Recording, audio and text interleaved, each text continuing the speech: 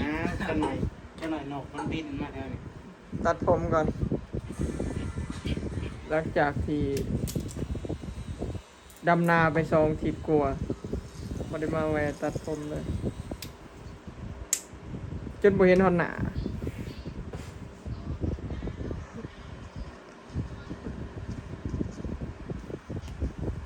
มาตัดร้านประจำร้านอื่นก็บ่คัก อยากได้ เออ ข้างล่างนี่จบเป็นที่ได้เนาะ คือเก่าหมอโซดาทางขางนี่หัวโลดนี่มันโลด เคยใหม่ อืม เอามาโหลดได้ หมูขอบเคยในเซตแล้วเนาะแล้วถ้าเบิ่งทุกคนสิเป็นทรงอีหยัง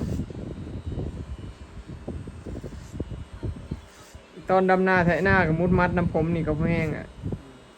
มาถ่าคิวพอดีเฮาคิวเลยที่คิวที่หาบ่ที่หาหรือที่6นะประมาณที่หานี่แหละเนาะ ตอนโทร กันแล้ว ตอนโทรมาหาสร้างว่ายัง3 คนเพิ่นว่าเผื่อมากับวันนี้ยัง2ว่าคิดว่ามาเพิ่มเป็นคิวที่5 ว่าจะว่าโทรศัพท์เพิ่นคนในบ้านนี่ก็มาคนในบ้านก็ท่าเลยบ้านนั่นเป็นไรกันเมื่อนอนกันก่อนแล้วคนในบ้านเนาะ คันบ้านใกล้ยังว่าเนาะ เนี่ยบ้านเดียวกันเนาะ เออเฮาบัดบ้านไกลเฮามาแบบบ้านไกลยังมือหานอนถ่าเด้อ จ่อมาแล้วเนาะ มือจอบเอาแล้วมือใดบ้างมือใดคิวบ่ได้แม่หรือว่ามาช่วงหัวแรงเนาะหรือว่าช่วงที่เช้าๆ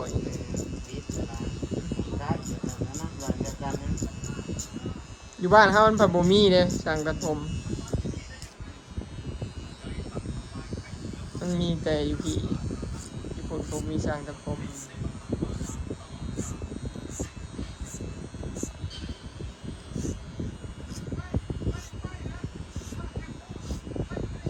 ซีมอนพอนไซน่ะมานำหลัง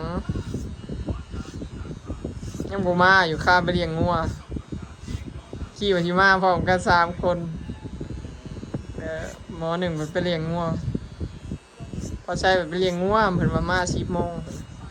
แต่ยังบ่มาอยู่10 โมงกว่าเลยฮะก็ฮอดเที่ยงซุปเปอร์สิมาฮอดทันบ่ทันก็เลยมาผู้เดียวพี่น้องขี่สิมาคู่แฝดนัดคู่แฝดไว้เพิ่นให้มันขี่รถจักรมานำหลังยังบ่เห็นอยู่กำลังสิมาพุ่นน่ะเข้าไปแน่อยู่เลยเห็นหน้าแล้วก่อนขี่เห็นแต่ผม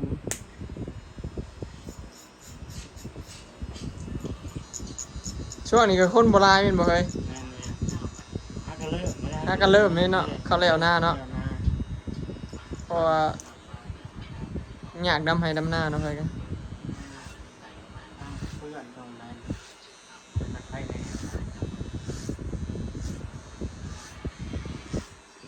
ราคาตัดผมเลยพี่น้องผู้ใหญ่20,000กีบเงินบาทนะ30 บาทกลาง15,000 20,000มีฮอดกลางอีกบ่เฮ้ยกลางนี่อายุสำาใดนี่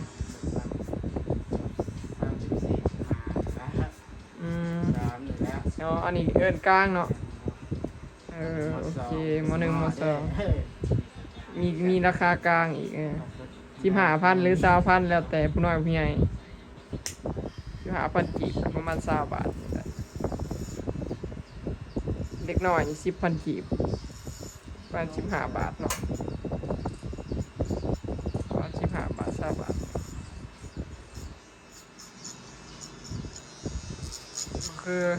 คือในเมืองเลยพี่น้องในเมืองนี่แพงเลย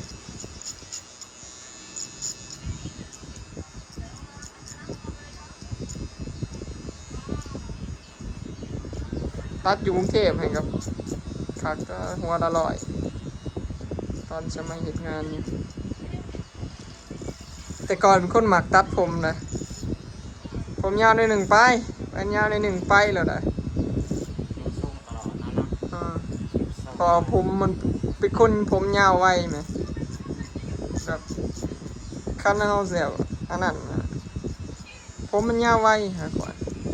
แค่ก็มาตัดน้ำลาบริเฮงนะพี่น้องก่อนดำหน้าวัง2 ทิศหลังเนี่ยมาตัดน้ำ มาปลูกตัดแล้วก็ลงหน้าเลยเด้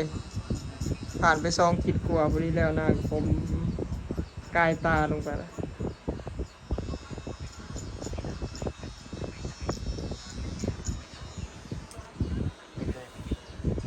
มันเดียวกันเลยว่าใหญ่แล้วเพื่อนปลูก ก็แล้วไปค้าง บ่เห็น ก็แล้วค้าง เดี๋ยวเห็นแล้วงาม ยาวอยู่จะถ่าเบิ่งบ่ต้นตัดแล้วทั้งเทิงก็สิเอาออก หรือว่าจะไปเรียก มันยาวโพดยาว เพิ่นก็มาครับนี่เจ็บสิ ใส่สิแล้วอันนี้ข้างหลัง ตอนนี้ข่อยมีผมงอก2 เส้นพี่น้องอันนี้ข้างหลังสิฮอด30เลยพี่น้องโอ้ยตายแล้วเฒ่าเลย3ยังบ่ฮอด30ซ้ำ40ผมก็จะเอิ้นเฒ่ายังเอาเมียได้อีกอยู่ ถ้าลูกจะบ่ไหวแล้ว ถ้าเอาลูกนี่บ่ไหวแล้ว อยู่ดอนบ่ แล้วเรียบร้อยเห็นหนาแน่บัดนี้เมื่อกี้เห็นแต่ผม ดำหน้าดำหน้าเนาะ เสริมรอเอาเจ้าของมุดมัด โอเค โอเค เรียบร้อย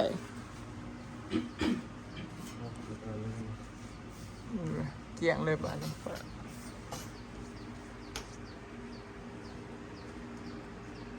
ผมลายกับบดีเรียบร้อยรอขึ้นกว่าเก่า100%มันค้ามาอยู่คือผีนี่ค้ากลับก็คือเก่า ค้ากลับก็คือเก่า เขามาเฮือนครูแฝดพี่น้องเดี๋ยวมายังเดี๋ยวทาเบิ่งพี่น้องบอยให้เพิ่นไปตัดผมน้ำหลังเลยบ่เห็นลุงไปเลยพอนแซ่มากินข้าวไปเลี้ยงงัวมาสาตอนนี้เที่ยงนะเดี๋ยวสิมึงไปทามึงครูแฝดโอ้ยเฮ็ดหยังด้วยนี่ชูคือบ่ไป ห้องก็มาแต่เป็นงัวห้อง โอ้ยหัวงัวมึง2 โตชูคือบ่ไปสิไปตัดอยู่ไสบัด นอนดาวนี่ พี่ไปตัดอยู่ใช้นี่ฮะสรุปซูจิไปอยู่ห้วยหมูนั่นชี้ชวาง งูไปยังดีใจไปหาอะไรยิงจะพอละ ไปหาอันนิงไปเอาเงินไปตัดหาตัดผมช่างน้องชูแรงไปตัดเด้ออย่าให้เกินมื้ออื่นเดี๋ยวสิพาไปกินหมูกระทะอีกวันตัดผมแล้วแหละสิพาไปกินหมูกระทะพี่น้องเนาะเดี๋ยวให้ครูแฝดไปตัดมือแรงให้มันแล้วมือนี่ชู2 คนยินบอกเดี๋ยวสิพาไปกินหมูกระทะสิพาไปกินอยู่ห้านเอาเผื่ออยากกินกุ้งกินหยังสินะสิได้หลายอย่างเลยแต่ว่ามื้อคืนนี่ก็กินแล้วพี่น้องเนาะพอตามีแล้วซื้อหมูกระทะมาเลี้ยงเนาะแต่ว่าสลอยบ่ได้ออกเมื่อคืนนี้ก็เลยว่าสิพากันไปกินบัดนี้นะเมื่อคืนก็มันก็แซ่บอยู่แต่ว่ามันเพลียนะเนาะเฮาเมื่อยเฮ็ดเวียกแหละมากินแล้วมันกินบ่ได้หลายเต็มที่นะเดี๋ยวแล้วก็มีเอื้อยเพิ่นอันนั้นพี่น้องให้ไปชวนไปกินหมูกระทะเพิ่นว่าไปกินหมูกระทะเพิ่นสิเลี้ยงเพิ่นว่าก็เลยสิชวนครูแฝดไปนำเนาะแต่ว่าสิไปหันได้ก็รอติดตามเบิ่งพี่น้องเนาะแต่ว่าตอนนี้ให้เอาเงินให้ชุเพิ่นไปทาตัดผมก่อนจ้างไปตัดผม มื้อแรงอย่าลืมได้เพราะว่าสิไปกินหมูกระทะเลยเดี๋ยวเอื้อยแล้วสิว่ายังเห็นผมยังอยู่ เป็นใหญ่เป็นบ่าวนี่หัวยังหัวยองต้องตัดผมไปตัดพอดีแล้วมื้อแรงอะไรก็บ่ายไปตัดก็หายหนึ่งตัดผมแล้วก็สิได้พาไปกินหมูกระทะกันจ้าหมูบักโซดานฝากหมูมันกูในรางรถเลยไปตัดผมหมูขอบเคยเขาหมู เจียวไปใช้กัน ฝากมันฝากกูมาไว้ในเฮือนเขาไปเอาในเฮือน มันน่ะพี่ใส่ มันบ่ตัดผมหนูนี่ซุมเธอไปฮอดก่อนกูแต่เธอไปเอาหมูมาแล้วกูก็ได้ตัดก้อนของกูถ่าเลยกูน่ะตอนไปน่ะคิวที่3กูน่ะได้คิวที่3ไปเพราะว่าสัตว์ได้คิวที่5คนมาก่อนอีกโอ้ยนั่งถ่าไปตั้งแต่10 โมงเพื่อแล้วบ่ได้เที่ยงคนหลายหาดนี่เขาเจ้าตัดงามตัดดีแต่บ่อึดคนตัดเนาะแม่ตัวไปใส่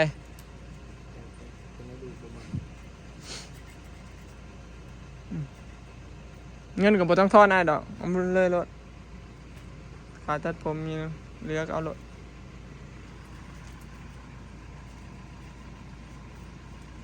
ปันก็รถ2ไอ้น้องชัวร์ซื้อนำโค้กให้มันกินเลยสรุปก็คือสิไปกินหมูกระทะกันอีกเนาะพี่น้องแต่ว่ารอบนี้สิเอากูแฝดไปนำมื้อน่ะชูบ่ได้ไปกินนำเลยเนาะเมื่อวานนี้พอดีแล้วเดี๋ยวบอยก็สิเมื่อพี่น้องเดี๋ยวสิขึ้นในเมืองอีกเนาะไปแปลงรถบ่แม่นไปแปลงรถแม่ไปเปลี่ยนรถเปลี่ยนเบรกจานเนาะบอยสิพาเบิ่งเบรกเบิดพี่น้องเนี่ยรถใหญ่เบรกเบิดอันนี้เริ่มเหี่ยนแล้วมันกินเบรกเนาะมันกินพาเบรกเบิดบ้าน2-3 พันนี่แหละพี่น้องเอ้ยมีแต่แนวเสียเงินบาทแล้วหน้ามาอันนี้ก็นั่งมีเงินครบแตกอันนี้พี่น้องบ่รถจักรกับคาร์ดมีเงินครบนะโกบอันนี้มันรุดออกพี่น้องรุดออกแล้วบอยน่ะป้าไว้อยู่ในอันขางเฮือนอันนี้มันรุดออกอันหนึ่งป้าไว้ขางเฮือนแล้วบานี้มือนะพัดออกมาหน้าเบิดมีเงินแล้วมันอยากให้เนาะผู้เจ้าบ่อยู่เลยอยากให้เลยครบอันนี้บอยแตกใครแต่บ่ได้จอดรถใหญ่ไว้ถ้ามันจอดรถใหญ่ไว้ในเฮือนนี่บอยว่ามันสิครบเพราะรถใหญ่พูรถจักรกับมันปีนขึ้นมาครบจนเบาะขาดเบาะรถจักรบอยฟิโน่นี่ได้ไปห่อเบาะใหม่อีกเนาะอันนี้ก็เขาเจ้าขายเป็นสุดอันเดียวเขาเจ้าเอาไปขายนี่1,100เพื่อนพี่น้องนี่อันนี้น้อยเดียวเนี่ยน้อยๆเขาเจ้าขายเป็นสุดได้ซื้อเบิดสุดใช่ไหมเลยลายรถกับเบิดยางรถ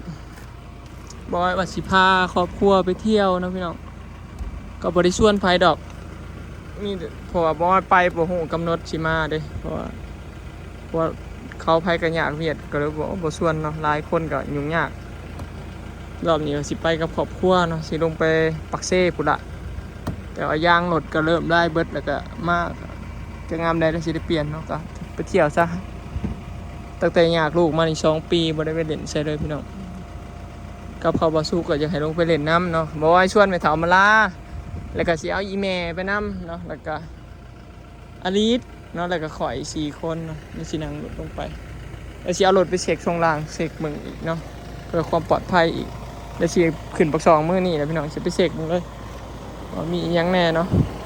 ทีแน่ๆต้องเปลี่ยนผ้าเบรกเบิดเนาะประมาณ 2-3 พันเนี่ยผ้าเบรกแล้วก็หน้าปัดเนาะอันนี้เปลี่ยนแล้วเมื่อวานล้างรถเรียบร้อยแล้วสิมาเช็คเบิ่งอีกทีเนาะว่าสิไปไกลได้บ่เนาะแต่ว่ามันคือสิบ่เป็นหยังดอกพี่น้องคือสิได้เปลี่ยนแต่ซ้ำนี่แหละเนาะเวลาไปเที่ยวก็ต้องแน่นี่แหละพี่น้องต้องเช็ครถเนาะกูแฝดกับแม่ตัวไปใช่ครับคือนะดูพอตัวได้ซะนอน